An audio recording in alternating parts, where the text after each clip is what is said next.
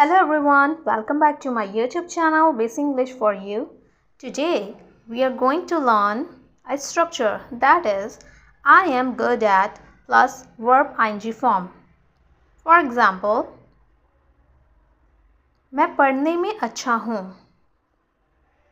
I am good at reading. मैं painting में अच्छा हूँ. I am good at painting. मैं गाड़ी चलाने में अच्छा हूँ. I am good at driving a car. मैं पढ़ाने में अच्छा हूँ. I am good at teaching. मैं खाना पकाने में अच्छा हूँ. I am good at cooking. मैं अंग्रेज़ी बोलने में अच्छा हूँ.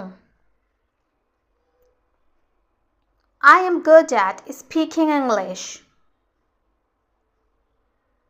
मैं क्रिकेट खेलने में अच्छा हूँ. I am good at playing cricket. मैं गाने में अच्छा हूँ. I am good at singing.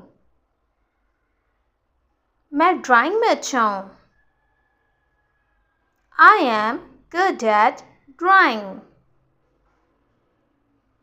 Thanks for watching this video. If you like this video, subscribe my channel.